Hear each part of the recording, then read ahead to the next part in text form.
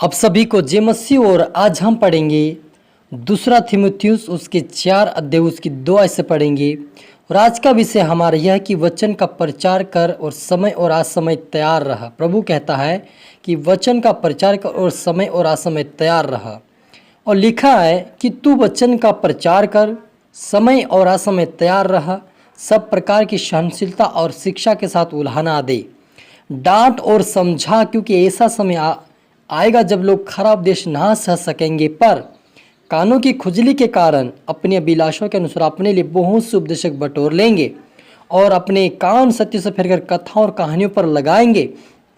परंतु तू सब बातों में सावधान रह, दुख उठा और सुसमाचार प्रचार का काम कर और अपनी सेवा को पूरा कर। हालेलुया। प्रार्थना करी। धन्यवाद मेरे ईश्वराजा, प्यारे पिता परमेश्वर खुदा प्रभु यीशु मसीह, आज के वचन आज के कलाम से मेरे पिता हर एक से बातें कर प्रभु यीशु मसीह, क्योंकि जीवित अनुग्रहकारी सृष्टिकर्ता पे यीशु मसीह तेरा अनुग्रह मेरे लिए काफ़ी मेरे पापा। प्रभु जी आपके वचन कहता प्रभु यीशु मसीह कि वचन का प्रचार कर और समय असमय तैयार रहे। प्रभु यीशु मसीह जितने आपके बेटा बेटी देख रहे, पिता परमेश्वर सुन रहे, आज से प्रभु तेरी आत्मा तेरी क्षमा से भरकर पिता वचनों को बांटने पाए और समय पिता असमय तैयार रहे। प्रभु जी हर पल हर समय तैयार रहकर आपकी सेवा में आगे बढ़े, आपके विश्वास में आगे बढ़े, आपके राज्य की वारिस बने। सोहन दे मेरे ईश्वर राजा पवित्र प्रभु यीशु मसीह, आप मेरे मुख से बोले, मदद और सहायता कर। ये प्रार्थना दुआ यीशु तेरे मीठा बदनाम से मांगते हैं, आमीन। तो मेरा जीजो, जब हम पढ़ते हैं दूसरा थिमुथियुस 2:4 अध्याय उसकी 2 आयत से पढ़ते हैं, वहाँ पर लिखा कि तू वचन का प्रचार कर, समय और असमय तैयार रहा, सब प्रकार की सहनशीलता और शिक्षा के साथ उल्हाना दे और डांट और समझा। हालेलुया। मेरा जीजो, यहाँ पर वचन ही कहता है, पौलुस जी प्रभु यीशु मसीह के वचनों से कहता है कि हमें तैयार रहना है, वचन का प्रचार करें और समय असमय तैयार रहना है और लोगों को समझाना और डांटना है। मेरा जीजो, यदि कोई परमेश्वर का सेवक आपको वचनों से डांट रहा है तो आपकी एक अच्छाई के लिए वो डांट रहा है। यदि आपको वचन से नहीं डांटेगा तो आप चाहे अपनी मनमानी इच्छा अनुसार चलेंगे।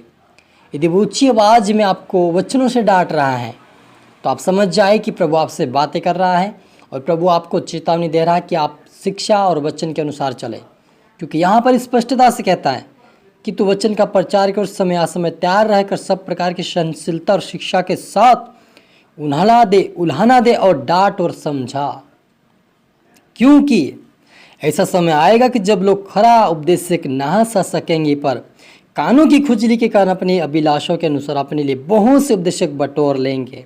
हालेलुया।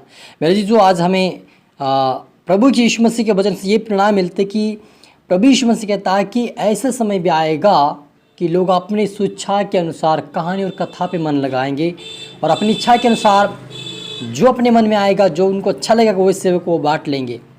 लेकिन वो जिसको वो शुरू स्टार्टिंग में अपने जीवन में जो उनको आशीषित किया था, जो उनके लिए प्रार्थना की, उनको छोड़कर आप दूसरा पकड़ेंगे तो आप कभी आशीषित नहीं रहोगे मेरे जीजो।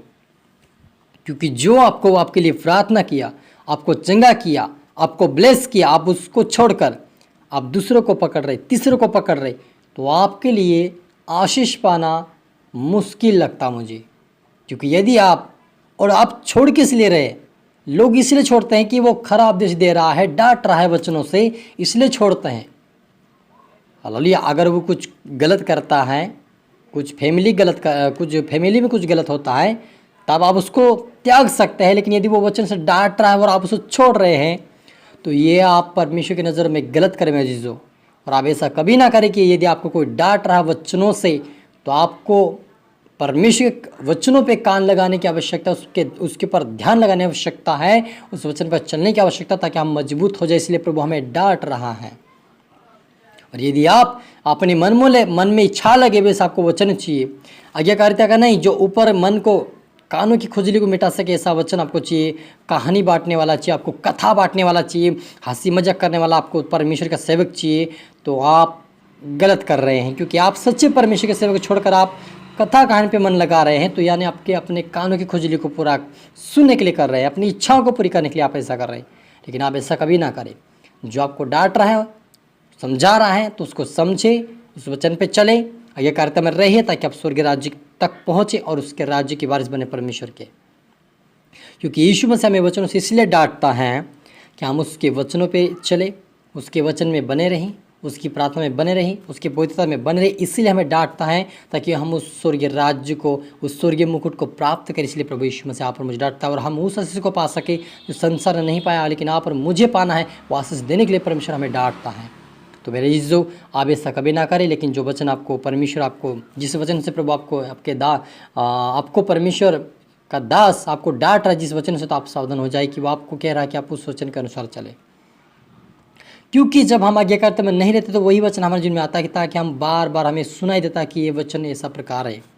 लेकिन जिनको उस वचन पर नहीं चलना होता है वो व्यक्ति क्या करता है, उसको त्याग देता है, उस दास को छोड़ देता है। क्योंकि उनको मालूम है कि ये व्यक्ति हमें ये आज्ञाकारिता में चलना सिखाता है, हमें प्रेम करना सिखाता है, हमें मेल मिलाप रखना सिखाता है। हमारी तो पुराने समय से लड़ाई है, हमारे बाप दादाओं से लड़ाई, उनको हम कैसे माफ़ कर दें? यदि आपके अंदर ये सवाल है तो मेरी जो आप सावधान हो जाए। परमेश्वर आपसे प्रेम करता है इसलिए आपको डांट रहा है। यदि आप डांट सुनकर मजबूत हो जाओगे तो आप स्वर्ग राज्य की वारिस बनोगे। और लिखा है, और अपने कान सत्य से फेर कर कथा और कहानी पर लगाएंगे, परंतु सब बातों में सावधान रह, दुख उठा और प्रचार कर, काम और अपनी सेवा को पूरा कर, क्योंकि आप में अधर्म हालेलुया। तो मेरे जीजो, यहाँ पर लिखा है कि प्रचार कर, चाहे विश्वासी हो चाहे परमेश्वर का सेवक हो, हर एक से प्रभु कहता है कि तुम मेरी सेवा करो, प्रचार करो। हमें मन में अपने जीवन में नहीं रखना है, सत्य वचनों को हमेशा अपने जीवन में लागू करके लोगों तक पहुँचाए, आपकी जिम्मेवारियाँ हैं। क्योंकि प्रभु ने हमें एक जिम्मेदारी दिया है, जिम्मेवारियाँ दिया है कि हम दूसरों तक पहुँचाए और हम भी चले वचन पर, दूसरों को भी चलाए। ये परमेश्वर की इच्छा है। लेकिन यदि आप परमेश्वर के दास को छोड़ रहे किस वचनों की वजह से कि आपको वो कुछ आज्ञाकारिता में सिखा आप छोड़ रहे हैं, तो आप गलत कर रहे हैं। आप ऐसा कभी ना करें। अगर वो कुछ गलत करता है, प्रभु के विरुद्ध में पाप करता है, तब उसको आप त्याग सकते हैं, उससे दूर हो सकते हैं।